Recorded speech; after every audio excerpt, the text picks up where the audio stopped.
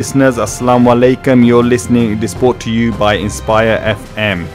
You can also listen to us online at salamradio.co.uk or watch the show live on our streaming services. Search for Salam Radio on Facebook, YouTube or Twitter.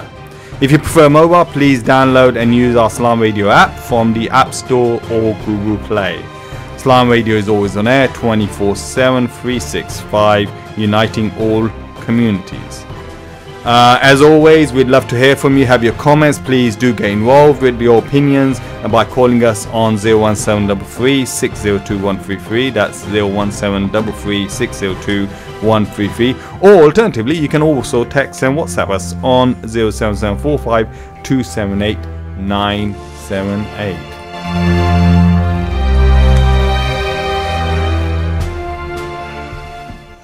Assalamu alaikum. Walaikum salam. How are you? Alhamdulillah, not too bad. You? Yeah, I'm good. Quick shout out to Brother Ahmed. The seat is still warm for you if you're listening. Wow, it's been a while actually. It's been a while, but it's that special heated seat, is it? It is. I think it's starting to become a little bit lukewarm, but but still. So come back. He's here in his spirit. Yes.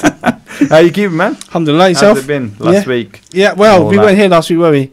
Oh, we weren't here. No, you're right. No, and a lot has happened in the world of politics and otherwise. So it was, it's been a good couple of weeks actually. Busy week. I can't believe it's going to be October on Monday. That's 2018 is just buzzing away. Yeah, it's from hard. Actually, it's quite amazing actually because it only kind of started yesterday, in a sense. I mean, not literally, not factually started yesterday. Although maybe in Donald Trump's world it probably did, but But he has a very large brain. Remember? He does have a very large brain, and he was at the United Nations General Assembly saying that nobody's ever achieved what he's achieved. Yes, he was chairing it for the first time, and everybody laughed.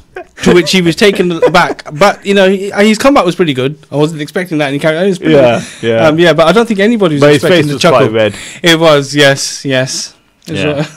But anyway, that was a moment for the of the week, I have to say. It was interesting. Although it wasn't. I mean, he took it like that. I don't know whether people laughed because the absurdity of it. Joke. Well, yeah, or literally flabbergasted at the absurdity of somebody standing here in the UN claiming such a feat. Yeah. On that note, I think our first topic for today is talking about UKIP. Something we haven't actually discussed that much since the inception of Brexit, because they've achieved their main aim, didn't they? UKIP as a party did. Yeah, that's right. Yeah. So, but I guess they're sort of continuing on because they will never be happy with the deal that you get, because the reason why the party survives is for this idea that they come out Europe and be independent, but that independentness, I suppose, is relative to how they feel, how long what longevity the party has. Mm-hmm. So, but anyway, I think the title for this segment of the show is UKIP Echoes of European Nazi Past, and I think that's interesting based on the current interim manifesto which they unveiled at their Birmingham conference, which I think was last Friday. And what's interesting is that at the start of that manifesto, it states, or Jared Batten, who is the current leader, he says that we're determined to protect freedom of speech and the right to speak our minds without fear of the political correct thought police knocking on our doors. Interesting statement, fair statement, I suppose. Obviously, speaking our minds is couched within our sort of social contract we have. So you can't go and say stuff that would deeply offend somebody. And that's why we have a whole set of laws in this country. But then, funnily enough, it goes on to kind of attack Muslims and talk about Muslim-only prisons or segregated prisons. For people who might advocate their views on Islam, which then may interest other people and convert to it. So what they're saying is effectively those people should be isolated and segregated and put in a separate, segregated.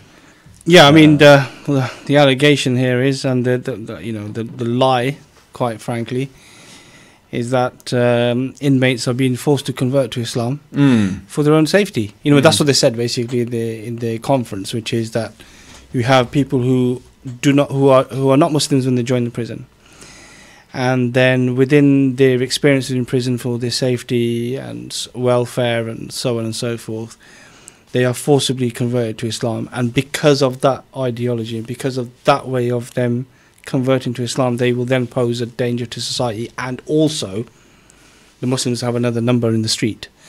Okay, I mean, this whole idea of forced conversion is an interesting one. It is a bit. I mean, they've been talking about this. This isn't something new from UKIP. Yeah, to be fair to them in this instance, this is something the far right have been saying for quite some time, and not just. I guess that's because I suppose for the listeners' sake, I mean, there's a people converting to Islam is quite high in proportions in prisons. And I guess what they're saying is that the only reason for that is that people are forced to convert. Correct. Yes, but there are other than just UKIP, there is other elements of the far right who are also claiming the same, which is people are coming in and then for whatever reason that they're going to claim they're converting to Islam. But it's interesting that they've gone off on this as being one of the one of the first things they want to do, which is to have Muslim-only prisons, so then they can say, okay, well, by doing this, we can affect how people are rehabilitated in the system, because they won't be terrorists, because we've locked all the terrorists, and all the terrorists can only belong here. They won't be affected by their ideology. No, but they're not talking about terrorists. I know what I'm saying to you. They're talking about Muslim. Yeah, I'm implying this. Right. Yeah, okay. right. Yeah, they are saying. I agree with you about the. It's a Muslim problem. It's an immigration problem, because in the UKIP conferences, from the you could essentially say from the inception, immigration has been the number one thing, and then after the immigration, you have the seventh leader now, Gerard Batten, who, can I just say, there were fears that he would be too right wing for UKIP, but the evidence at this party conference showed it suggested otherwise, because he's rallying the troops. This person is described as a theologian, okay, in his own way. He's described Islam as being evil. The death cult, I think. The death cult, and on every opportunity he gets, he says extremely negative, powerfully negative things about Islam, and this is just another step towards what they want to do, which is to, and this is why we're talking about it this evening as well, which is to not only just to paint Muslims in this country as being the evil perpetrators, the people who are trying to take over everything, for being the root cause of child rape gangs and so on and so forth. They're also saying, by doing this, they want to make it an overt hostile environment for us to live in this country. And and it's not just that. For example, he has a book, Gerard Batten, and it's called The Proposed Charter of Muslim Understanding. Okay, I mean, this person is a vocal critic of Islam, and he happens to be the leader of a party. So would it be fair to say that he kind of sleeps, dreams, and thinks about Islam all day long? Without a doubt. Yeah. The only difference here is, like Allah says, if you don't, the people who look at the Quran, they will be given, yourself, some people will be able to understand it and learn from it and pick up what the message is. Others, their hearts and souls will be blinded in this. Blinded. So these people are openly critics of our religion, but not just that. They've brought this into politics, where they are hoping to be a populist party, and by doing that, they want to affect the laws that govern this land. No, I pick up on that actually, and that's what I was gonna say, is that, I mean, Gerard Batten is a politician. He is, for intended purposes. An MEP, yeah. And he is now the leader of a party which he obviously joined, knowing full well where that party stood. And now he's saying that we're going to become I want to make it a populist party in the real sense of the word. So, given that, do you think that he feels that he knows what the population in Britain wants in terms of his anti-Muslim, anti-Islam stance, and homophobic and all the other things that the party has now started to advocate. So do you think, given that he has a better understanding of what the general population in Britain wants, because at the end of the day they want to garner votes, and thus that's a scary proposition? Yes. I think he's actually almost practically admitted to what you just described there. They're going for the, I think the quote is something along the lines of, we want to be a popular party. Yeah, populist party. Populist party, in every sense of the word. And they know what buttons to... I mean, look, we've discussed this many times on the show. So therefore, his position on Islam or Muslims really comes from the fact that he thinks, oh, you know what, this is an emotive subject. It's a subject where I can rally people around, because there's enough fear being whipped up in the last 10, 15, 20 years in Britain. No, it's more than that. Look, he's been described as somebody who frequently, he speaks about Islam so much, he could rival Ayatollah Khomeini. Okay. Right. He's sharing a stage at this conference where there are people who are saying that the traces of child rape gangs can go all the way back to the beginning of our religion. This isn't just somebody who's decided. I'm interested to see that. I know, I agree with you, but I'm just saying to you, he is not just a person who is, ranting and just rallying the troops so they can do like they did in Brexit. They can have all these votes and suddenly have a fairly powerful position in Parliament. No. These people are trying to change the thought process of the people. No, but what I'm saying is that he's using anti-Muslim, anti-Islam rhetoric as a vehicle to gain that's political, without doubt. But in reality, I mean, and this was done by Hitler in Nazi Germany, and this is why I think we're talking about this as an echo of Europe's Nazi past, is that he thought, well, okay, let's find a bogeyman. Like in any, you normally have people who are divided in a country, right? But to kind of unify and unite people, and to kind of request that they put aside their differences because of a single enemy, you have to create that single enemy. And in Europe at the time, it was Germany created the Jews as that kind of enemy to us, and that hence unified the German position and so on and so forth. So is he using? I mean, what I'm saying is that it just sounds very much like a textbook approach. He's obviously got the textbook that Hitler read, and he's using that. I'm not sure his main car, but he's using that as a blueprint to model the UKIP. Yes, I mean, okay. I mean, let's look at the seven big reasons, 7 major points of that manifesto. Number 1, Muslim-only prisons. Number 2, enhanced screening for migrants from Islamic countries. That's straight out of Trump's book. Straight out of Bannon's book. So the modus operandi here follows suit, doesn't it? They want to. It's because they want to create, or it has been created. They want to capitalize on this idea that Islam and Muslims are the enemy, public enemy number 1. Okay, well, I agree with you. And to quote their manifesto. Under a security-based screening policy, we restrict any limited migration from Islamic countries to those people we can be sure, as far as possible, do not follow a literalist and extremist interpretation of Islam. I mean, I'd be interested to know what Islamic countries they're referring to, because right now I don't think there are any. There may be Muslim majority countries where a majority of the people are Muslim, but I don't know of any Islamic country that kind of implements. I wouldn't even put Iran in there.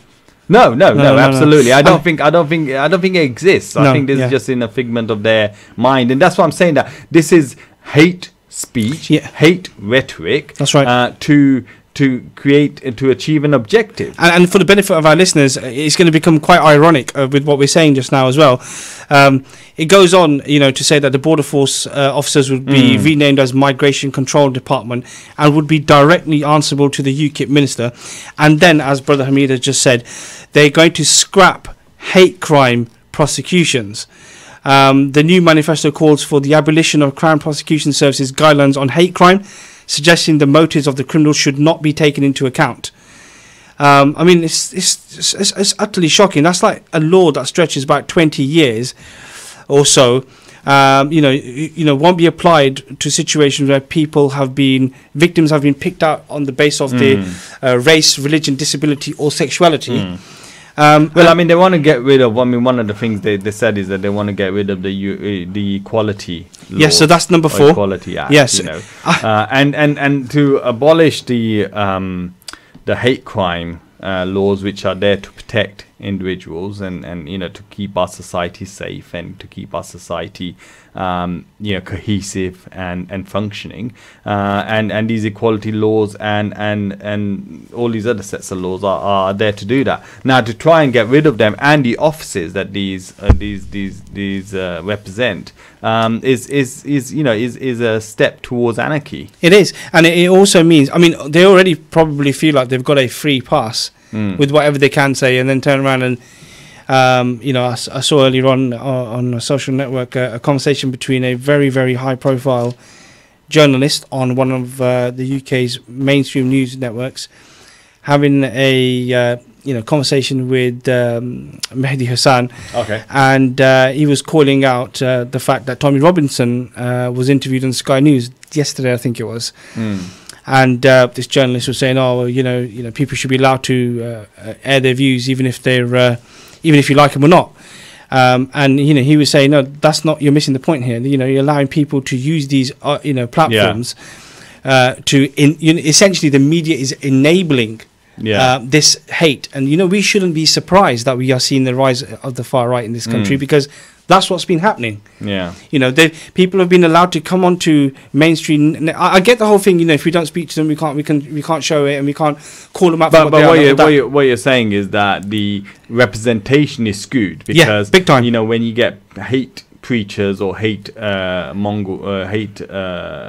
advocators like Tommy Robinson, it's cushioned in some sort of intellectual discussion, or even Jawad Batt, in that kind of idea, even though maybe the interviewer maybe disagrees with it, but the disagreement is cushioned within the sense that you have a right to free speech, and we will kind of probe these areas. And yet if you get somebody else who maybe advocates in the opposite position, maybe opposes our government's arming Saudi Arabia to attack Yemen, or our government's close relationship with Israel when it's annexing and killing civilians in Palestine, or its support for a lot of atrocious governments around the world, and then they're considered to be nut jobs who shouldn't be aired and shouldn't be allowed to speak, and fundamentalists and terrorists and all that kind of stuff. So this rhetoric, it's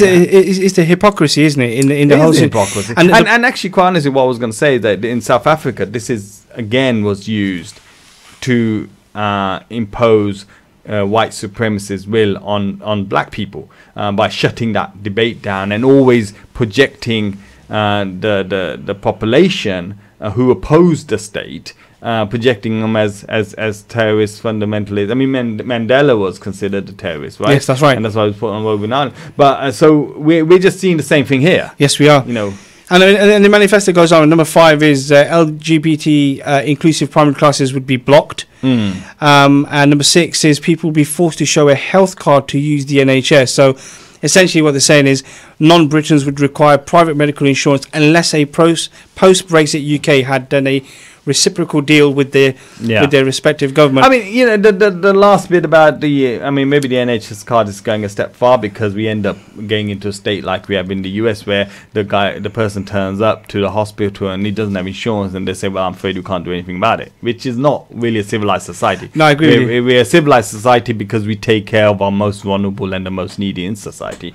But obviously that also, you have to kind of cater for the the health tourism or those things. So that's a different discussion. But here I think that the dangers of this kind of rhetoric and this kind of speech and the way this manifesto was formed and the direction it was going is very much a hate manifesto, very much trying to capitalize onto on the emotions of people, very much in a sense saying, well, our bogeyman or our hatred should be directed at Muslims and Islam in general, and that's how we're gonna kind of rid our society of these. This cancer, quote unquote. I mean, I agree with you. They had their UKIP spokesman on immigration, Paul Oakley, a barrister apparently, and I quote, he said, "There are more people per square mile in the UK than there are in Pakistan, in China and Nigeria."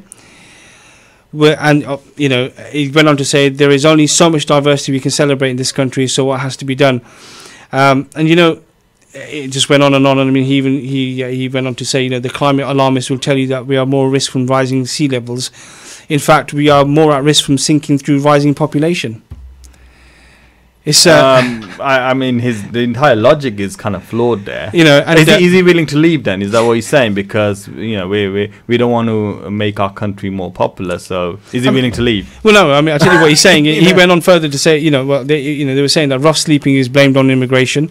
So instead of the housing crisis is blamed on immigration. Yeah. So instead of building more houses, we need to get rid of more people. That's what I mean. If these people who advocate hate and advocate a kind of a monolithic view of Britain, really are gonna, everything to them, they're blinkered.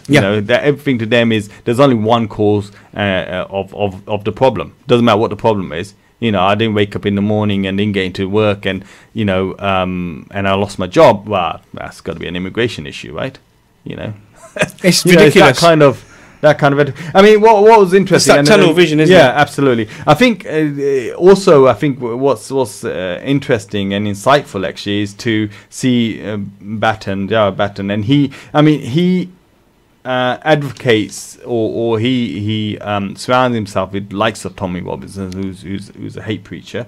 He had on the stage and Mark Merchant, who gave a talk, who creates videos under the name of Count Dankles. Interestingly, Tommy Robinson, Count Dankles, they all seem to be using aliases. Anyway, so he's famous for having his girlfriend's dog do a Nazi salute. Yeah, that's right. And then he was fined for that. Now, these are the kind of people he's, and then further to that, Carl Benjamin, whose content is largely anti-Muslim in opposition to Islam, but he's also been accused of misogyny and abuse. So these are the people he's kind of proudly saying, look, I've got them in the party, giving them a platform. So really, where is this party going? No wonder people like William Dartmouth, the MEP, who resigned on Wednesday because he said that the party is launched towards the far right and is becoming extremely homophobic and anti-Islamic in the extremes. So I mean, that's. The problem is, or the real issue is that he's saying that this is what the people want. Yeah. And that's the scary thing. It is, and is that what the people want? No, this is not what the people want. Not people we come across. No, but so what you're saying here is the people who are following UKIP, their supporters, or people of that ilk, they want this. I don't know. I mean, at the end of the day, a party will only invest money if it can translate them into votes, and it'll only go in a direction if it can translate that. If it feels that that's a broad. Well, I'll tell you what. In that room that day, apart from some of the people who resigned, there was mass support. Yeah, there was mass support. I mean, at a party conference, you expect that because that's they're the foot soldiers of that party. Yeah, but what I'm saying is that I mean, they've obviously done some modelling and studies in kind of going in the direction they're going. I mean, look, this where this could end up. This could end up with, this is effectively, if this policy came into to be, we're looking at, effectively modern day concentration camps here. Well, I mean, this idea of exclusive prisons, absolutely, that's and then the next thing from there is, I know we've discussed it before, is internment camps. It's just, where does it stop? Where are we going here? How are these people allowed to get away with saying these things? And then saying as well at the same time, oh, by the way, the laws that are protecting you, me, from saying this, oh, we're going to get rid of these as well. I mean, it's just absurd. Yeah. But they have an audience. Yeah. They not only have an audience, they have a following. Yeah. And I don't know, I feel like this... The reality is that if somebody else was to say half of what these guys say, the media would have had their guts for God. Without doubt. Yet we don't see the same level of opposition and hatred towards, or at least questioning towards their kind of position. And I think one of the reasons for that as well is that over the... Wholly a thought. We've got about 7 seconds to go. So inshallah, we're going to go for a break now. So please do join us back in a few minutes. Assalamu alaikum.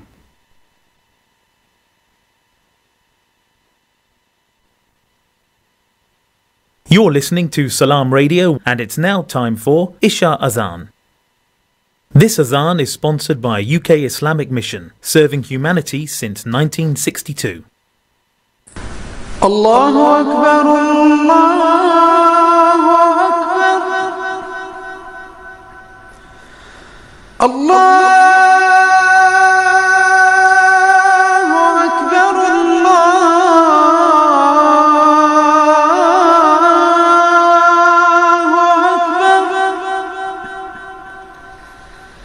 أشهد أن لا إله إلا الله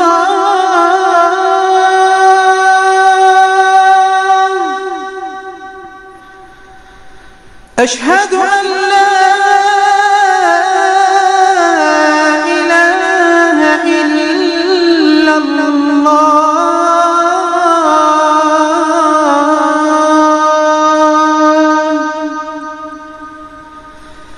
أشهد أن محمدًا رسول الله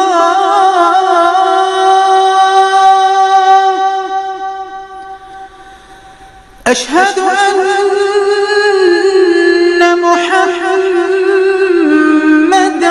رسول الله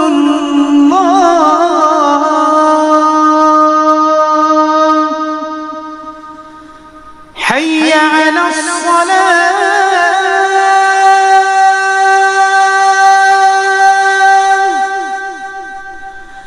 حي على الصلاة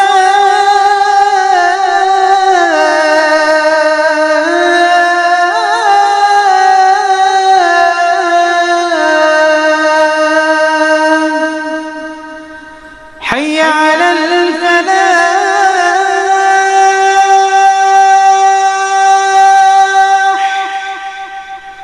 حي على الفلاح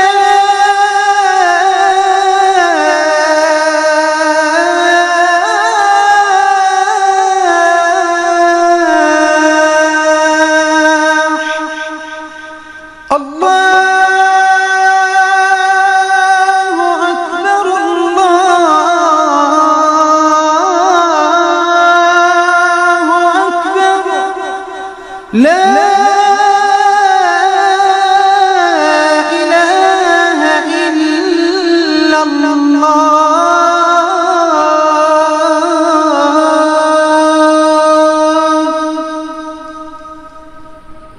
الله أكبر الله أكبر لا إله إلا الله. اللهم صل على محمد وعلى آل محمد كما صليت على إبراهيم وعلى آل إبراهيم وبارك على محمد وعلى آل محمد كما باركت على إبراهيم وعلى آل إبراهيم في العالمين إنك حميد مجيد. اللهم رب هذه الدعوة التامة والصلاة القائمة آت محمدا الوسيلة والفضيلة وابعثه مقاما محمودا الذي وعدته. اللهم آتنا في الدنيا حسنة وفي الآخرة حسنة وقنا عذاب النار. اللهم بك نحيا وبك نموت وإليك المصير. رضينا بالله ربا وبالإسلام دينا وبمحمد صلى الله عليه وسلم نبيا ورسولا. This Azan is sponsored by UK Islamic Mission, serving humanity since 1962. Broadcasting 24 hours a day, 365 days a year. This is Salaam Radio. Assalamu alaikum. How are you, Akil? Okay, assalamu alaikum, brothers and sisters. Welcome back to Let's Talk, your weekly current affairs show. We're on our second segment for the show. So just before, in the first segment, we were talking about how UKIP is kind of their rhetoric, or is echoing the UKIP's Nazi past. And certainly it seems like it's heading in that direction. But I think we need to park that. I mean, we spoke about the UKIP's leader Gerard Batten, and also at how William Dartmoor, who UKIP MEP, who also resigned. Although he's not resigning his MEP position, mind. Of course not. Resigned the party. There's a pension involved. Okay, I'm being cynical, but yeah. So, but anyway, let's go on to the second segment for today, and we were discussing this just before we came on air with the station manager as well. So we have a differing view on this, but nonetheless, so we're talking about how if you go into Tesco's today, don't buy too much of the water because you may get the police called up on you, and this is in relation to the video that's going around, and most of our listeners probably have seen the video or heard something about it, but in the interest of keeping everyone up to date, so there's a couple, Nasir Hussain and Mahia Hussain, husband and wife, who go into a Tesco store in Rochdale, and they find, I guess, that there's an offer on the Warwick. Well, we're presuming water. This, aren't we? We're presuming. I mean, we don't know for sure. We're filling in the gaps, but this is how the story probably unfolds itself. So they're going, or they may have known that there's an offer on dash down there.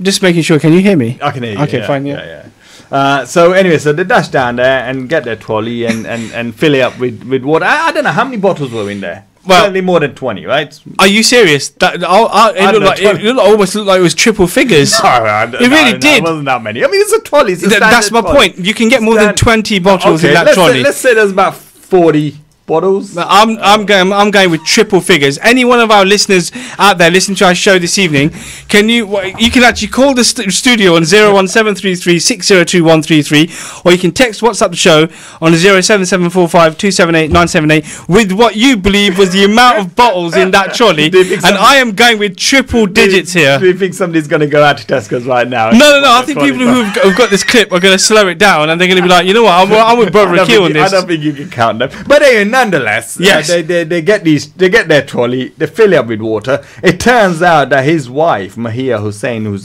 a teacher in secondary school, she gets through 2 bottles a day, which is quite impressive, you know, for somebody of her size, because her size does come into the equation later on. And you know, a popular school teacher. Anyway, so they get to the checkout, and then what then transpires is that the till, the person on the till is putting the bottles through. They get through half of the bottles, I guess, something along those lines, and then the manager suddenly turns up, and he's like, "Whoa, you can't!" But this is the point where the clip starts, doesn't it? Well, the story actually is no, for the benefit of this is giving them the background. No, but Nasser Hussain, he actually states the story in a Metro newspaper article, in an interview, I guess. Okay. So anyway, the manager turns up and says, "Well, you can't have so many bottles. You can have 20 per person, or 10 per person. I think it was 20 per person."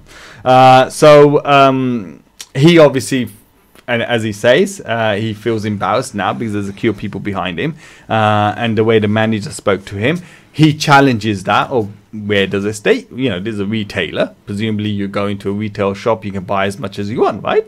I mean, that's what retailer is. And he also claims that in other Tesco stores that he's been able to do this. Yes, yes, absolutely. So he's been able to go in. And so therefore, he's in shock that he's in Rochdale, Tesco's in Greater Manchester, with copious amounts of water.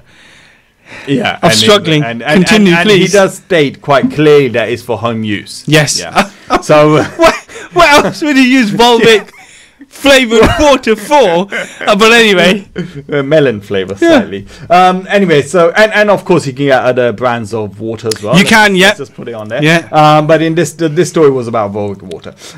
So anyway, so then the clip picks up. So then his wife records him in the Tesco store, standing right next to the till with their trolley full of water bottles, and he talks about how how he's been unfairly treated. I guess that's right. I mean, at that moment, can I just say that's obviously the moment when I've started watching it, and I'm thinking, oh, this just looks like a normal YouTube video, right? Right. I was not prepared for what happens in the next. Yeah. You can tell it's been edited, so just to keep the timeline short, I wasn't prepared for what ensues. It's like what? Yeah. It's quite shocking. Yeah. Well, what happens is that the store called the police.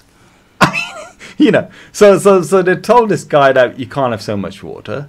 He said, okay, but I mean, we're not sure what happened. He's also being told by a member of staff that he's not allowed to film. His wife's not allowed to film, which then he says, well, it's a public space, which actually is not. Technically, it's Tesco's a private space. Which he's told, isn't he? But then other people were filming, which they didn't challenge. But how many people can staff members control? No, but the point is that policy 1 is policy 4, right? Yes, I get that, but obviously. But anyway, that's beside the point. We're building the picture here. But the policeman turns on the scene. He finds that as an issue. He does, which is interesting because he's not getting to the root crux of what's going on initially. Rather he's sort of, and actually what's interesting is that in the video you find this Nasser Hussain clearly almost flagging down the copper, isn't he? He's saying, oh, the police has turned up. Hey, mate, come over here. Well, actually, I think he said something along the lines of, you don't need security, the police are here. So he then calls the police officer, right? Yeah, that's right. Yeah, so anyway, so the policeman comes over and, he asks him. Then it's like something out of a weird film. Yeah, that's right, yeah, absolutely. So then as he's about to explain the situation, the policeman turns around and says, well, you're not allowed to film here. Which I thought was a strange thing to say, but anyway, nonetheless. So then the filming stops. I mean, they talk about that for a while, but the filming stops. And the next scene is what's interesting. Yeah. Is that the next scene then picks up, his wife obviously picks up the camera and she's recording again.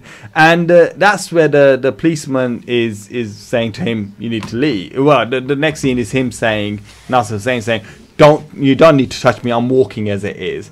The copper still goes for it. He says, look, you don't need to touch me. And the next minute the policeman's try to grab hold of his arm, pushed him against the wall, and then literally steps back and goes for him. Yes, I mean, it looks like for intents and purposes he throws a punch. He throws a punch and this young man ducks the punch. Yeah. And then there's like a scuffle, and then the next scene you see this Nasser chap pinned on the ground, cuffed, handcuffed, and with a different policeman standing on him. Yeah, because obviously that police officer's called for backup. No. What was interesting is that first policeman who effectively it's police brutality, isn't it? I mean, going for almost punching this guy. Yeah, I mean, it's certainly that's uncalled for, right? Yeah, I mean, it's certainly excessive force. Excessive force. I mean, these people are trained, right? So Joe Bloggs off the street could get to a state of frenzy and maybe throw a punch, but the policeman, they're trained to deal with situations like this in a with all their senses at bay. So anyway, then that first policeman is then seen grabbing hold of the wife and pinning her down. Well, yeah, before he pins her down, I mean the screaming. Yeah, and I mean, if I was in that store, I mean, why? What was the need for it though? I mean, we don't see that footage, but what was the need for him to then? Effectively try and handcuff her. Yes, that's right. I mean, it's. I mean, she didn't. It's it's a difficult watch at that moment. It didn't seem like they're trying to restrain her, and I think a hijab comes off, and she's crying, and there's we don't know whether she's screaming, and you could hear the guy saying it. Oh, really? Yeah, okay. You can hear, or one of the ladies saying she was wearing one or whatever. Okay, so you can actually see that it's being pulled off or anything like that. But yeah, you're right. They're trying to restrain her. You But could then why see though? Tesco Why? managers and things like that trying to get involved. Why? Because they're putting two together. Perhaps what we don't see is her trying to defend her husband. And in order No, but to, he's already pinned on. no. That's my point. But because what they're trying to do is, I'm not a police officer. I'm just saying. To diffuse the situation further, by having one party just going absolutely crazy, shouting, screaming because what's happening to her husband, they've decided to nick the pair of them, right? As they say. But from what I can tell in the video, and if any of the listeners want to sort of call in with their views, we would love to have your opinions. But from what I could tell, she's not. She wasn't a threat. She didn't seem a threat. No. And she wasn't the person who was saying anything to the staff members. But to be fair, she was saying, "Look, we're only in here to buy water." She was being very kind of gentle about it. Yeah.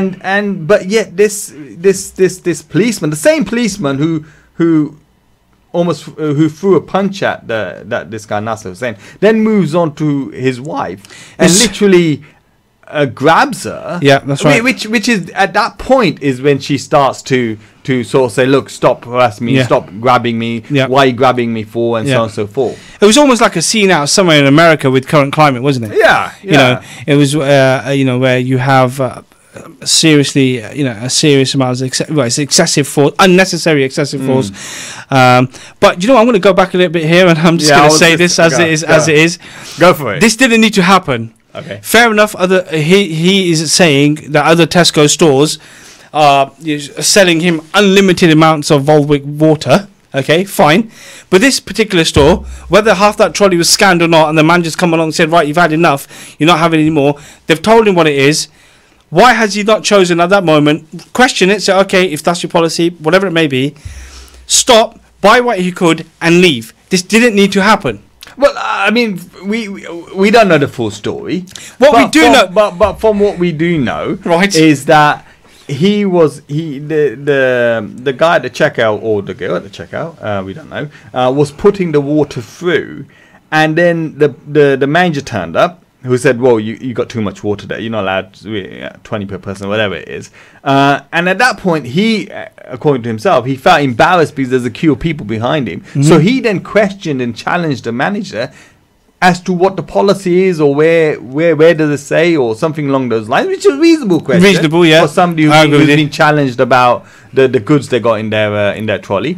But then we don't know what happened after that. Well, hold on. But what we do know is that the police got called. Just pause there for a second. Tesco in Rochdale, the police gets called. Tesco, like any other limited company or service company, would reserve the right to withhold selling or providing a service for anybody. If their managers come out and said, "This is the policy for this store," no, but then wait, just bear me a second, right? And they've told this chap this is the score. I still don't understand why he can't say, "Okay, fair enough, thanks for letting me know that," and then buy what he could and leave. But instead, he's decided to call the police officer. No. Wait The a police second. was called. Okay, well, we don't know that for sure. Well, no, we know for sure the store called the police? Yeah, the police was called. By the store? Because the policeman came over, and the first thing he said to him was that, "I understand you're not leaving the store." Okay, that's what the copper said. The copper's called specifically because he's not leaving the store. The fact that he's not. Okay, so clearly what we're saying here then is that the staff started to feel threatened by the behaviour of this man, who was obviously getting louder and louder. He didn't seem because he couldn't buy water. Video, certainly, it didn't seem he had a threatening behaviour. Fair enough, but either way, so the police turn up and then mishandle the situation.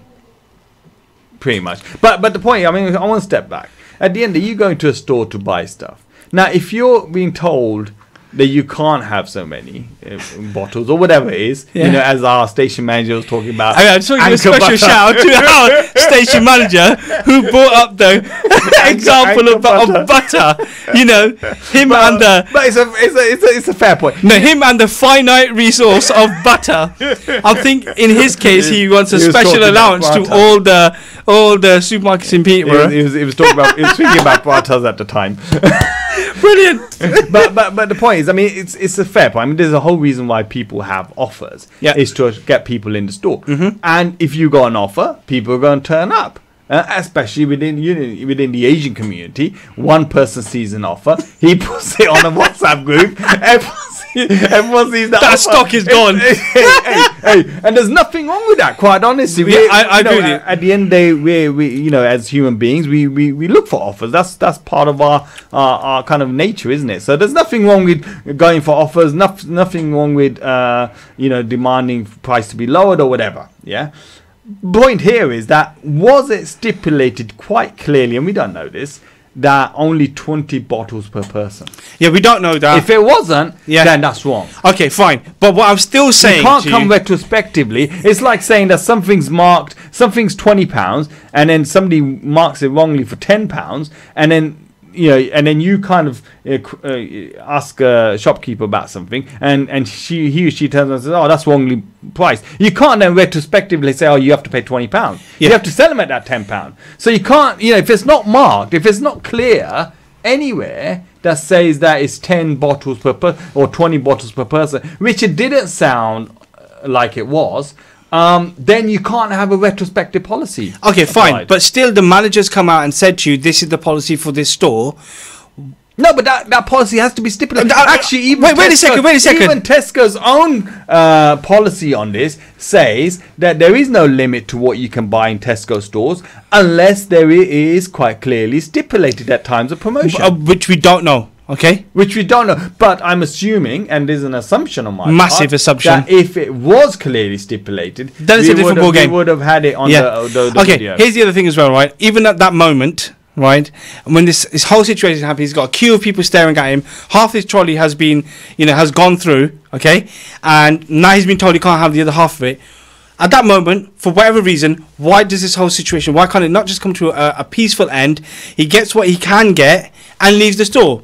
Well, I guess it was. I guess I'm speaking on his behalf. I guess it escalated because he felt that he was unfairly treated. That's fine, but he could have taken up the matter by writing to Tesco's or whatever and making a formal complaint or whatever it may be, following due process. Have you ever been unfairly treated? Not in Tesco's, no. No, but anywhere. I mean, you don't do that. That's not human nature. Listen, but you're still. But you're going to a retailer. They're going to have policies of how you can complain and things, so on and so. This simply didn't need to happen.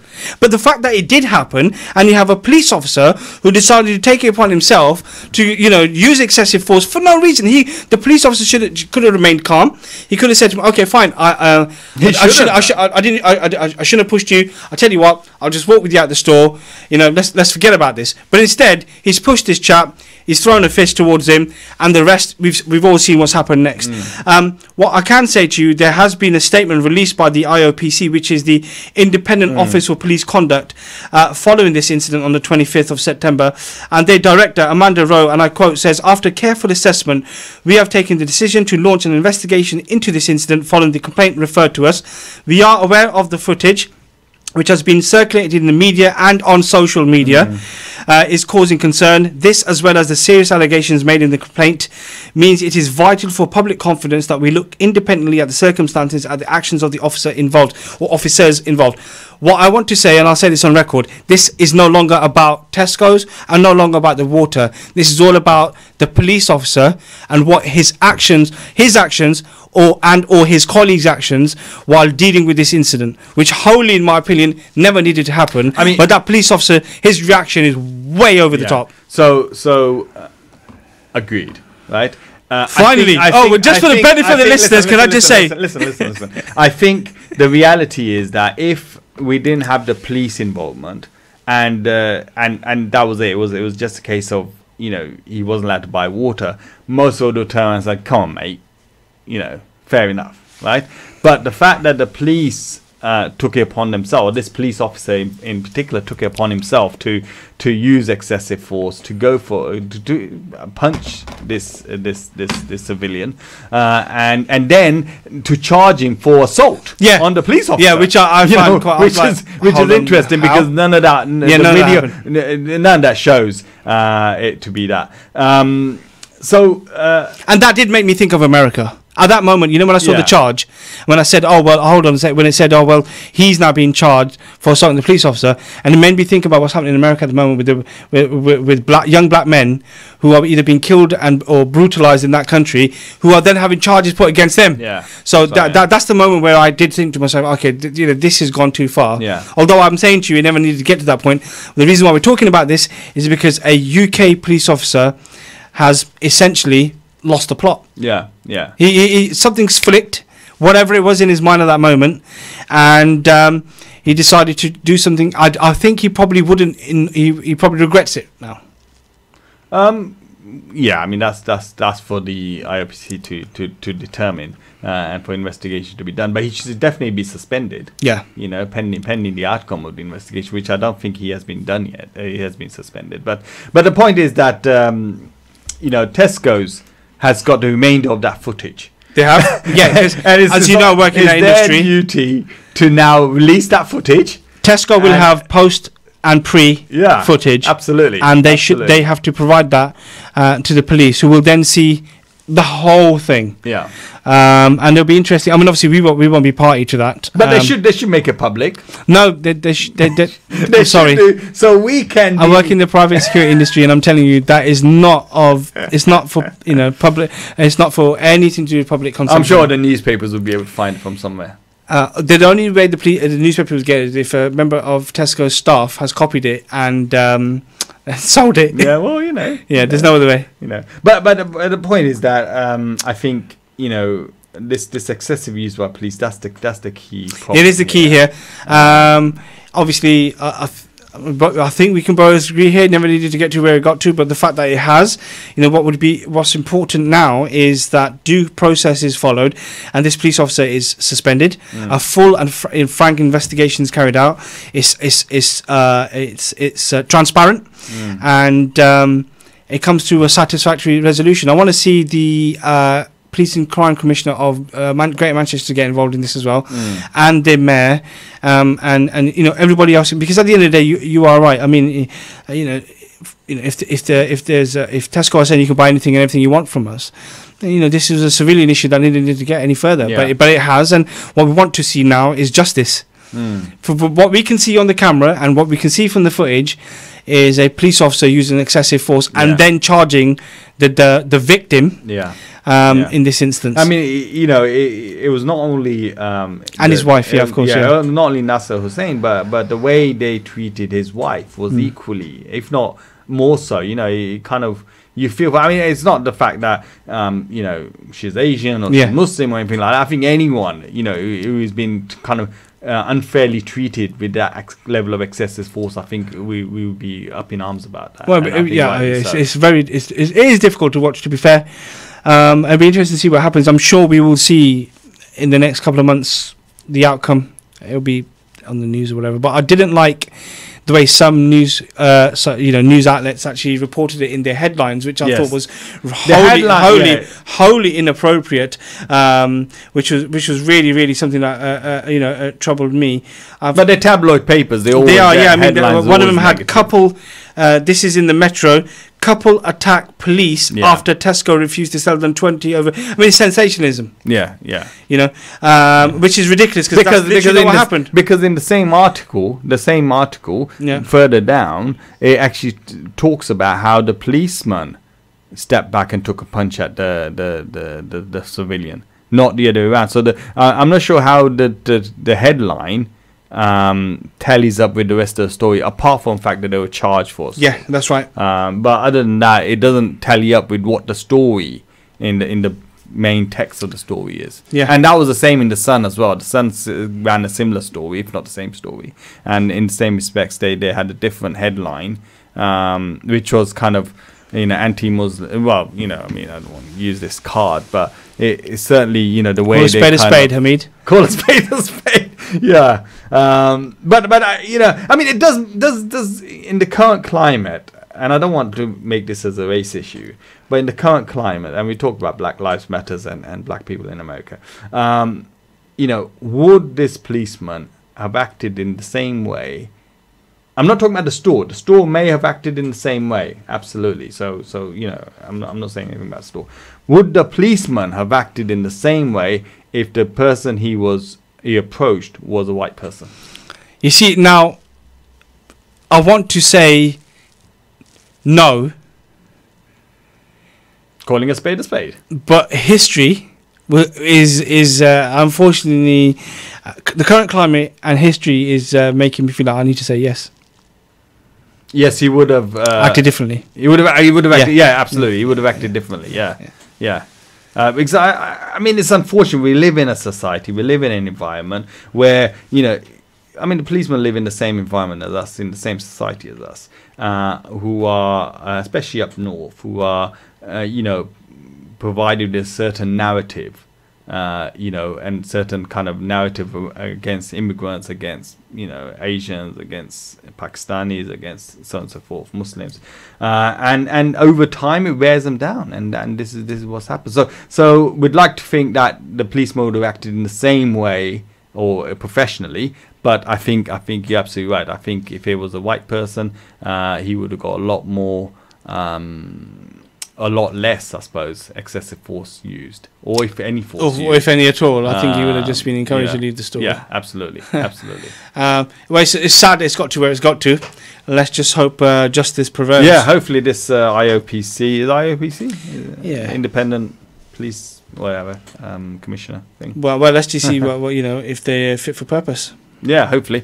Okay, well, Jazakallah khair. I think it's been a good show this week. Inshallah, and we should be back next week. Inshallah, with some more great shows. So Jazakallah khair, brothers and sisters, for listening. Have you got 20 seconds? I just want to read something. No, 8 seconds. Oh, okay. Yep. So Jazakallah khair for listening. Inshallah, we'll see you next week. Assalamu alaikum.